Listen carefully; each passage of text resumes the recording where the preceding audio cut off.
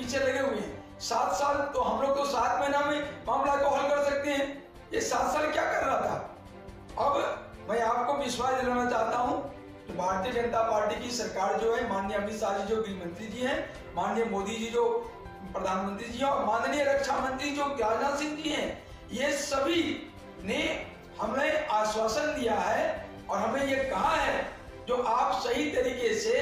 इनकी लड़ाई को लड़ें और नीतिगत फैसला भारतीय जनता पार्टी की सरकार करेगी और कानूनी ऑर्डर जो सेंट्रल लेवल कोर्ट है वो करेगा और दोनों को मिलाकर जो एसपीओ का हक होगा वो उनको मुहैया कराया जाएगा। एक मेरा आपसे प्रश्न है, जैसा कि भारतीय जनता पार्टी ने धारा 370 और 35 से हटाई है जम्मू कश्मीर की जनता को राहत देने के लिए, वहीं पे पैंथर्स पार्टी से संबंध रखने वाले सेवा सिंह बाली की कितना सुन पाएगी सेंट्रल गवर्नमेंट, इस पे आप क्या कहेंगे? देखिए, भारतीय जनता पार्टी की सोच हमेशा से राष्ट्रीय सोच रही है और हमारी भी अटल जनशक्ति पार्टी की और बम्बा महाराज नोटिया की सोच भी राष्ट्रीय ही रही है और एक दूसरे के पूरक है। मैं 24 फरवरी 2021 को सबसे पहले अपने मेमोरेंडम में धारा 370 और 35 को हटाए जाने के लिए तमाम देश के एसपीओ जम्मू कश्मीर और लद्दाख सहित के लिए समर्थन किया सरकार का और सरकार को इसके लिए बधाई भी दिया हूं। और इसलिए जहां तक पैंथर्स पार्टी की बात है, पैंथर्स पार्टी और तो हमेशा से इनके साथ 3 परिवार से मिलके अब्दुल्ला परिवार, गुलाम नबी आजाद कांग्रेस परिवार और महबूबा मुफ्ती परिवार, इन सब से मिलके जम्मू कश्मीर के नागरिकों को लूटा है, खसूटा है और उनको गरीब दर गरीब बनाए रखा है। एक सवाल और है, जैसे कि सेवा सिंह बाली जी लगातार प्रयासरत हैं कि उन्हें सिक्योरिटी दिया जाए, उन्हें क्या खतरा है, कितने बड़े नेता हैं कि उन्हें आज सिक्योरिटी की आवश्यकता है और अब तक उन्हें सिक्योरिटी नहीं दी गई है, क्या कहना है? सिक्योरिटी की जहां तक बात है, खतरा अगर आतंकवाद से अगर किसी को हो तो ये बात समझ में आती है। अब खतरा अगर एसपीओ से हो जिसका वो काम कर रहे हैं, ये तो या तो आपने लोगों से जो कमिटमेंट किया और पूरा नहीं किया तो जाके हाथ जोड़ लीजिए, कहिए भाई मेरे से गलती हो गई और मैं माफी मुझे दे दीजिए। सेवा सिंह बाली ऐसे कर ले तो एसपीओ से खतरा टल जाएगा, फिर उनको सुरक्षा की जरूरत नहीं पड़ेगी। लेकिन अगर कोई आतंकवाद गतिविधि से, आतंकवादियों से खतरा है तो उसको प्रत्यक्ष करें मुझे आतंकवाद से खतरा है तो उस पर सरकार विचार। आप सभी जानते हैं कि जो हमारे जम्मू कश्मीर लद्दाख में एसपीओ भाई जो तैनात हैं, अपनी ड्यूटी सरअंजाम देते हैं, उनके साथ हर जगह पर नाइंसाफ़ी होती है और जो डिपार्टमेंट के हेड हैं उनकी तरफ से भी उनके साथ एक मजाक के तौर पर उनके साथ पेश आया जाता है और उसके लिए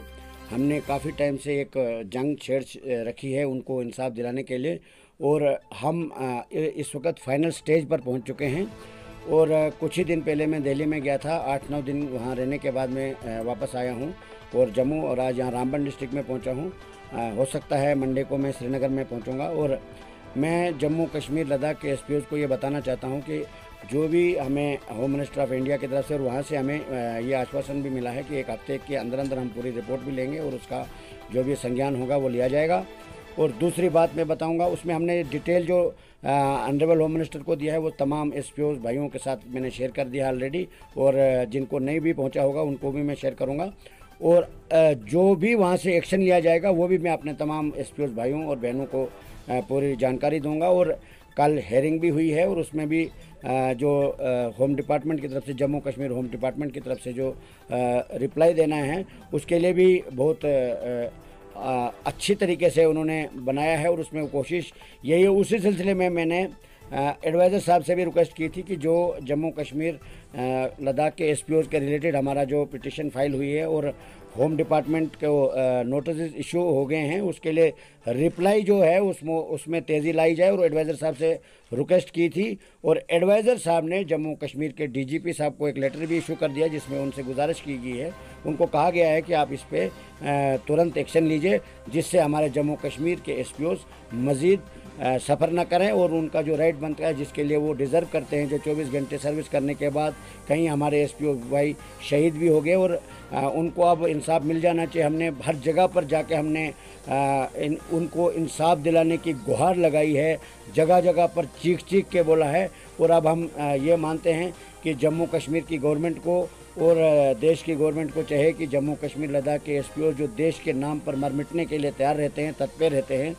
कहीं एसपीओ भाइयों ने शहादत तक दी, उनको उनका हक जो है वो उनको मिल जाना चाहिए। और दूसरी बात मैं बताऊंगा कि जो हमारे एसपीओ भाई रिटायर्ड हुए हैं उनके लिए भी हमने रिटायरमेंट बेनिफिट के लिए रिक्वेस्ट की है कि इनको रिटायरमेंट बेनिफिट दिया जाए, यानी कुछ अमाउंट फिक्स किया जाए, जिसमें हमने चीफ सेक्रेटरी साहब को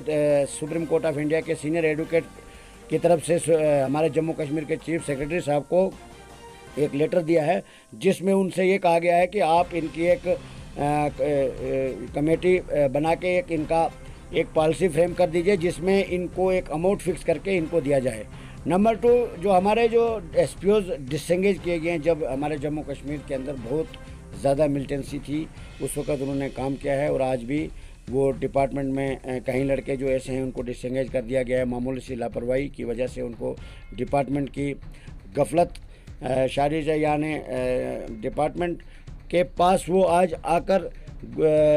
कोशिश करते हैं, डिपार्टमेंट के पास जाते हैं कि हमें रीएंगेज किया जाए, मगर डिपार्टमेंट जो है टस से मस नहीं होता है। उसके लिए हमने ऑनरेबल होम मिनिस्टर साहब को एक लेटर दिया था, मेमोरेंडम दिया था। उसमें होम मिनिस्टर साहब के ऑफिस से बाकायदा जम्मू कश्मीर के प्रिंसिपल सेक्रेटरी होम और डीजीपी को एक लेटर आया था। उसके लिए हमने आरटीआई भी फाइल कर दिया है कि जो भी जम्मू कश्मीर के अंदर डिसएंगेज एसपीओज हैं उनको रीएंगेज किया जाए। उस लेटर का हवाला दे के हमने आरटीआई फाइल किया है कि जम्मू कश्मीर के गवर्नर इंतजामिया ने उस पर क्या संज्ञान लिया है, तो वो भी हमने रिपोर्ट मांगी है। और दूसरी बात मैं एक बताना चाहूँगा, जो एसपीओज के लिए डीजी साहब ने पिछले साल एक रिपोर्ट दी थी, जिसमें उन्होंने कहा था कि हमारे पास एसपीओज के लिए कुछ पॉलिसियाँ मौजूद हैं, जिसमें साइटेशन, आरटीआई डिप्लोमा, जो आईटीआई डिप्लोमा होल्डर जो हैं, जो भी ट्रेड से जुड़े हो उनको भी हम बेनिफिट देते हैं, साइटेशन वालों को भी बेनिफिट देते हैं और सपोर्ट्स वालों को भी बेनिफिट देते हैं। उस आर्डर को मैंने सुप्रीम कोर्ट के एडवोकेट के तरफ से आरटीआई फाइल करवाई है और उसका एडिशनल सेक्रेटरी साहब को मैं सेक्रेटरीट में दे के आया हूँ आरटीआई का जो लेटर है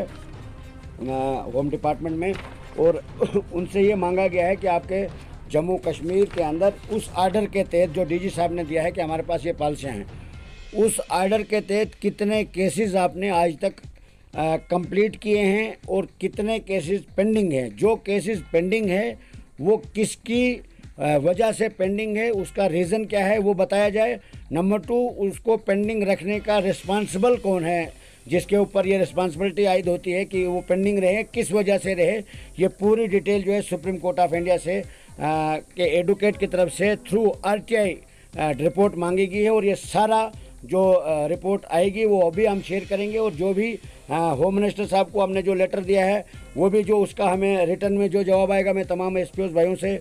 शेयर करूंगा। और जो हाई कोर्ट से 1-2 दिन में जो वहाँ से निकल के आएगा, कल हेयरिंग हुई है 6 तारीख को 7 को, और उसका भी जो आएगा वो भी मैं शेयर करूंगा। यही मैंने थोड़ी सी जानकारी जो है एसपीओज को देना चाहता हूँ। और सोमवार को मैं श्रीनगर में जा रहा हूँ और वहाँ पर एक लेटर जो है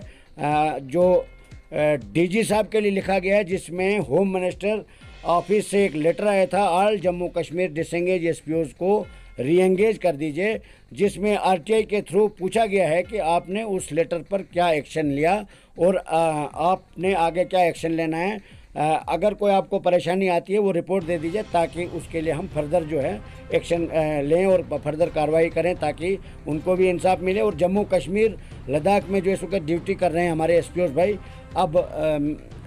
हमारा यही कहना है कि उनको इंसाफ मिल जाना चाहिए, क्योंकि हर एक दरवाजे में जाके हमने चीख चीख के ये आवाज़ लगाई है, ये गुहार लगाई है और ये अपील किया है कि इनको इंसाफ मिल जाना चाहिए। मैं तमाम पॉलिटिकल पार्टी से, तमाम लीडरान से ये गुजारिश करना चाहता हूँ, सियासत से हट के जो हम सब की रक्षा करने के लिए ज़िंदगी को दाव पे लगा रहे हैं, उनको इंसाफ से वंचित रखना, उनको इंसाफ से महरूम रखना कोई भी कानून इजाज़त नहीं देता है। अगर जम्मू कश्मीर के गवर्नर इंतज़ामिया के पास थोड़ा सा भी इंसाफ बचा होगा तो तुरंत जम्मू कश्मीर के एसपीओज़ की रेगुलर पॉलिसी और उनको सैलरी में इजाफा कर दिया जाना चाहिए। यही मेरा पैगाम भी है और यही मेरी ऑनरेबल होम मिनिस्टर गवर्नर साहब से यही अपील रहेगी। शुक्रिया।